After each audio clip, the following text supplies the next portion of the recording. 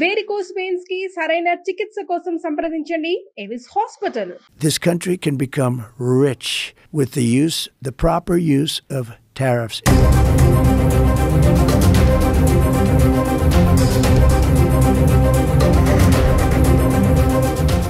మనం సంపాదించే దానిలో కొంత భాగం ట్యాక్స్ రూపంలో ప్రభుత్వం తీసుకుని దానితో దేశాన్ని నడిపిస్తారు పాలకులు. అలాంటిది అసలు ట్యాక్స్ ప్రభుత్వాలు వసూలు చేయకపోతే ఆ దేశ ఆర్థిక వ్యవస్థ ఎలా నడుస్తుంది?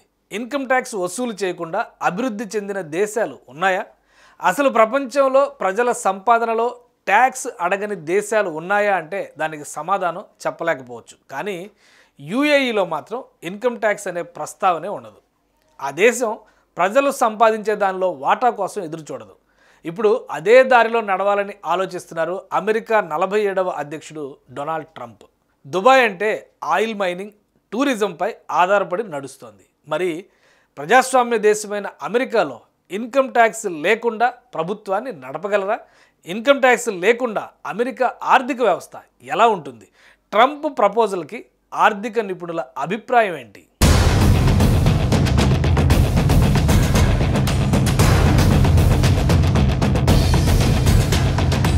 అమెరికా ఫస్ట్ నినాదంతో పాలిస్తానని చెప్పిన డొనాల్డ్ ట్రంప్ అనూహ్య నిర్ణయంతో మరో సంచలనానికి తెరదీశారు.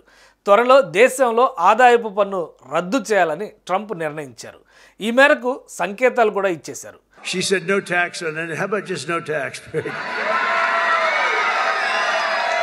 ట్రంప్ తీసుకుంటున్న పలు నిర్ణయాలు తీవ్ర చర్చనీయాంశంగా మారుతున్నాయి. ఇప్పటికే ఎగ్జిక్యూటివ్ ఆర్డర్ల పేరిట చేసిన రచ్చ అంతా ఇంతా కాదు. ట్రంప్ సంతకాలు చేసిన ఆర్డర్ల అమలు దిశగా చర్యలు కూడా మొదలయ్యాయి.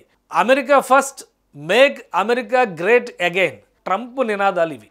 ఇప్పుడు వీటిని నెరవేర్చేందుకు ట్రంప్ విశ్వ ప్రయత్నాలు చేస్తున్నారు. అధికారంలోకి వచ్చిన నాటి నుంచి అమెరికన్లకు మేలు చేసేలా పలు నిర్ణయాలు తీసుకుంటూ అందరినీ షాక్కి గురి చేస్తున్నారు.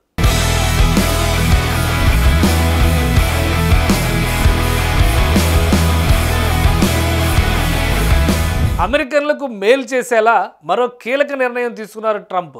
అమెరికన్లకు ఇన్కమ్ ట్యాక్స్ నుంచి విముక్తి కలిగించేలా ప్రతిపాదనలు సిద్ధం చేశారు. ట్యాక్స్ ఎలిమినేషన్ పేరుతో ఎన్నికల ర్యాలీలో ట్రంప్ అమెరికన్లకు ప్రామిస్ చేశారు. ఇచ్చిన మాటని నిలబెట్టుకునేందుకు ప్రజలు స్వేచ్ఛగా ఖర్చు చేసి ఆర్థిక వ్యవస్థలోకి నిధుల ప్రవాహాన్ని పెంచేందుకే ఆయన ఈ ప్రతిపాదనలు చేశారని ఆర్థిక నిపుణుల అంచనా. అమెరికా ప్రజల్ని ధనవంతులు చేసే వ్యవస్థ పునరుద్ధరణకు ఇది తోడ్పాటు అందిస్తుందని ట్రంప్ అభిప్రాయపడుతున్నారు. ప్రస్తుతం అమెరికా ఆదాయంలో ఇన్కమ్ ట్యాక్స్ ద్వారా వచ్చే మొత్తం 37% వరకు ఉంది. ట్రంప్ ఐటీ రద్దు నిర్ణయంతో ఏర్పడే లోటుని భర్తీ చేయడానికి కస్టమ్స్ టారిఫ్లను వాడుకోవాలన్నది ప్రణాళికగా చెబుతున్నారు.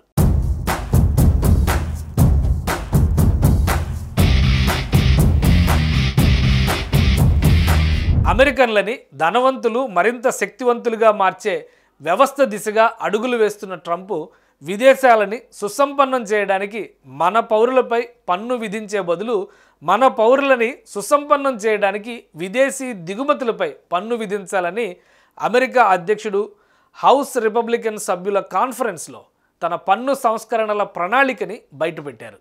1870 నుంచి 1913 వరకు అమెరికా చరిత్రలో అత్యంత సంపన్నమైనదని, సుంకం ఆధారిత ఆర్థిక వ్యవస్థ అమలులో ఉందని ట్రంప్ గుర్తు చేశారు. It's time for the United States to return to the system that made us richer and more powerful than ever before. As I said in my speech last week, instead of taxing our citizens to enrich foreign nations, we should be tariffing and taxing foreign nations to enrich our citizens. Does that make sense, right? అలాగే అమెరికాలో బహుముఖ పన్నుల తగ్గింపుల కోసం Trump ప్రయత్నాలు చేస్తున్నారు. ఈ ప్రతిపాదిత తగ్గింపుల నుంచి రాబడి లోటుని భర్తీ చేయడానికి దిగుమతి సుంకాల్ని వాడుకోవాలని భావిస్తున్నారు. అలాగే దిగుమతి సుంకాల నిర్వహణని పర్యవేక్షించడానికి ప్రత్యేక సంస్థని ఏర్పాటు చేస్తున్నట్లు ట్రంప్ ప్రకటించారు.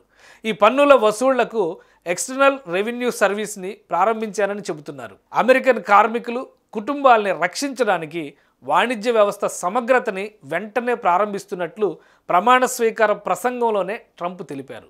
ఆర్థికవేత్తలు మాత్రం ట్రంప్ ప్రణాళికలు ద్రవ్యోల్బణానికి దారితీస్తాయని ఆందోళన చెందుతున్నారు.